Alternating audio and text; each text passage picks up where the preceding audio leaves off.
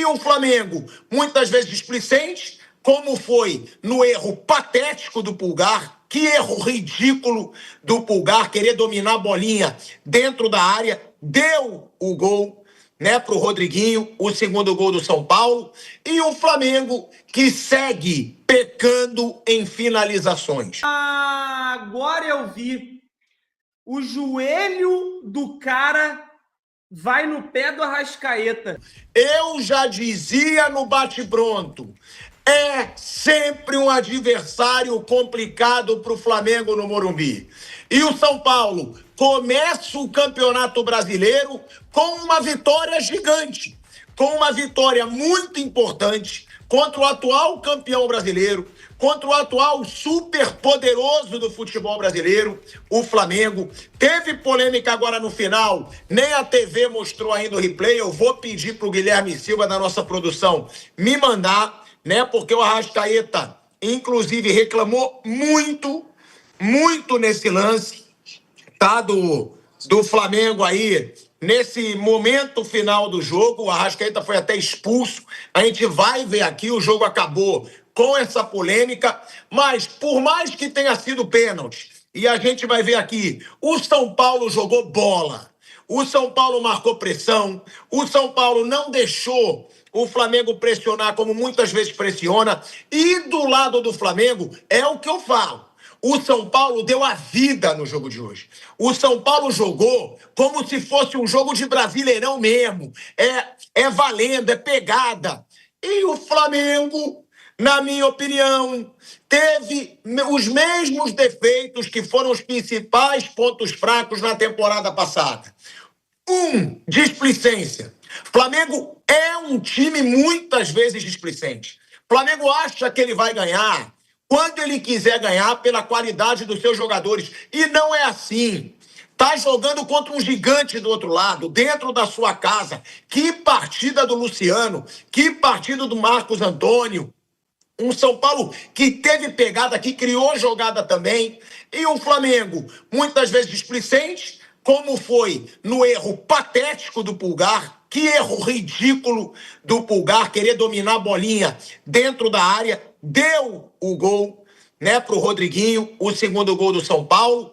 E o Flamengo que segue pecando em finalizações. Um time que tem Plata e Carrascal, ele sempre vai pecar em finalização. São dois jogadores catimbeiros, são dois jogadores displicentes. Porra, o Carrascal de frente pro gol me dá um toquezinho patético como aquele de canhota que ele deu no primeiro tempo. É um jogador muitas vezes firuleiro demais. Ele tem talento, é um bom jogador, mas o apelido dele é Neymar lá na Colômbia. É firuleiro. Quando veste a camisa do Flamengo, para de fazer firulinha, como vazaram vídeos aí dele jogando peladinha na Colômbia, e é para jogar sério. É para finalizar direito.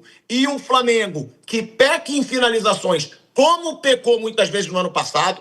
É bom que o Flamengo procure atacantes finalizadores, porque hoje só tem o Pedro. O resto é péssimo em finalização. E um Flamengo, mais uma vez, na minha opinião, em muitos momentos do jogo displicente. Já o São Paulo, pegada o jogo inteiro. Já o São Paulo, vontade o jogo inteiro. Tanto no campo quanto no banco de reservas, com o Crespo ali, passando aquela vontade para o time dele. Um excelente resultado para o São Paulo. E o Flamengo, que começa super poderoso nesse Campeonato Brasileiro. E para mim, eu vou deixar claro, tá? Errou o Felipe Luiz em poupar Arrascaeta e Jorginho para a final de Supercopa, hein? O brasileiro é muito mais importante que a final da Supercopa. E o Flamengo começou o jogo, tudo bem que ganhou sem os dois, mas começou o jogo sem seus principais jogadores. Eu vou até ver. O que o Arrascaeta... Agora eu vi. O joelho do cara vai no pé do Arrascaeta. Só que eu realmente não sei se... Caraca, complicado esse lance aí, hein, viado? Teve um toque mesmo. Teve um toque ali E eu acho que era para pênalti mesmo, hein, viado? Porque o toque, ele é na passada do Arrascaeta, viado. Pô, vou te falar, mano, foi desproporcional, mano. Foi desproporcional a reclamação do Arrascaeta, mano. Muito esquisito, mas aí a palavra é tua, Renan. O que você achou do jogo? Pode ir tocando aí o baile, que eu só vou ali botar os nossos patrocinadores aqui no pós-jogo, mas eu tô te ouvindo, pode falar. Bom, boa noite para quase 1.300 pessoas aí. Boa noite, Cleito. Boa noite, Rodrigo, se estiver ouvindo aí à distância.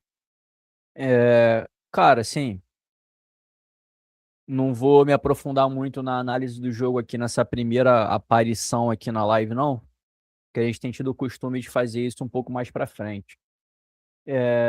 Assim, mas o jogo de hoje, ele não me surpreende tanto assim. Lógico que a gente sempre conta com um resultado positivo, mas eu lembro da última live que a gente fez, Cleiton, e eu falei que eu esperava um jogo melhor do que o do Fluminense, mas nada muito espantoso, não. Não esperava que o Flamengo fosse atropelar o São Paulo. No primeiro tempo, o Flamengo até tem um controle do jogo.